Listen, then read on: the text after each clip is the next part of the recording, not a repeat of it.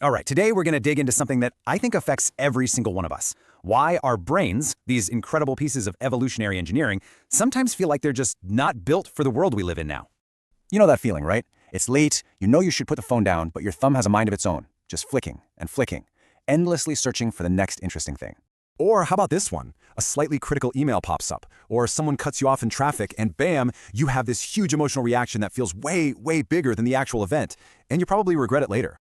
Well, here's the good news, and it's really good news. You're not broken. It's not a personal failing. There is a powerful biological reason for all these struggles, and it's buried deep in our evolutionary past.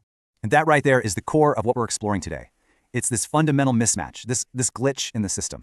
Our brains are basically running on ancient survival software that is colliding head-on with our digital, hyper-modern environment. Okay, so let's dive right in. To really get what this glitch is all about, we have to look at the original software. The two core systems our brains evolved over millennia to do one thing: keep us alive.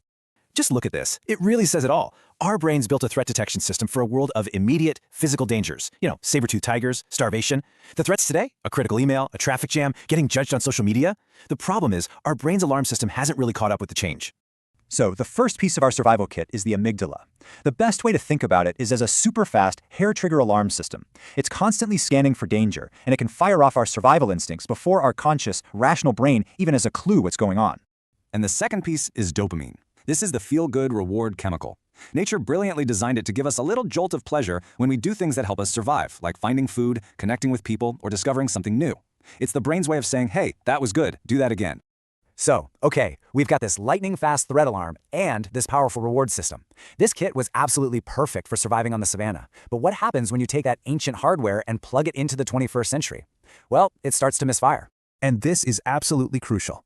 To your amygdala, that fear you feel before public speaking or the anxiety from a work deadline, it can feel just as real and just as threatening as a lion in the grass. The alarm doesn't know the difference between social danger and physical danger. And that's where the mismatch really kicks in. The threats aren't quick and done with anymore. They're chronic. They're constant. Our natural drive for social connection, it's been hijacked and, yeah, drugified by apps. We're just swimming in a sea of endless rewards and social comparisons that our brains were simply never built to handle. So let's look at how this all comes together to create two specific, really common glitches in our modern lives: the emotional overreaction and, yeah, the endless scroll. So first up is what's known as the amygdala hijack. When a trigger hits, the signal takes this kind of neural shortcut, a fast track, that goes straight to the amygdala. And the amygdala just instantly triggers an emotional response, completely bypassing the slower, more logical, rational part of our brain. Psychologist Daniel Goleman, who came up with the term, just described it perfectly. It's that moment when our emotions completely take over and just shut down our ability to think clearly. It's exactly why we sometimes snap and say something we immediately wish we could take back. The second glitch is the dopamine loop. And wow, this quote from Stanford psychiatrist Dr. Anna Lembke really hits hard. Our phones have become these incredibly efficient delivery systems for the exact kind of rewards our ancient brains are wired to crave. And here's how that cycle traps us. Every like, every notification gives us that little hit of dopamine. But our brains are smart. They adapt to these crazy high levels. So when we sign off, our dopamine levels don't just go back to normal. They crash below the baseline. This creates a dopamine deficit, leaving us feeling anxious, irritable, empty, which of course drives us right back to the app for another fix. It's a vicious cycle by design. So, I know this can all sound a little grim, a little depressing, but here's the amazing part. Our brains also came with an incredibly powerful tool to manage all this. It's our highly evolved frontal lobes, the part that allows for reason and awareness. We can take back the controls. The key skill here is something called self-reflective awareness. It sounds fancy, but really it's the simple but remarkable ability to just notice what's happening inside your own mind. It's about becoming an observer of your thoughts and feelings instead of being completely swept away by them. And a great first step can be incredibly powerful, and it's so simple. Just pause for 6 seconds.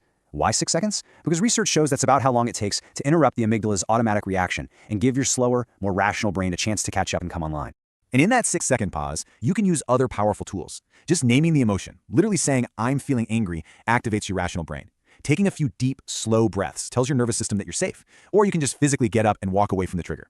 And for the long haul, you can actually work on upgrading the system. Things like mindfulness practice physically strengthen the connection between your rational and emotional brains. A dopamine fast, say a month off a specific app, can help reset your reward pathways. And just tracking your triggers in a journal helps you see them coming. So the big takeaway here is this: you're not fighting a battle against your brain. You're just learning how to operate some very ancient hardware. And by understanding how it was originally designed to work, you can navigate this crazy modern world with a lot more intention and a lot less frustration. So the real question is, what's one mismatch in your life that you can start to address today?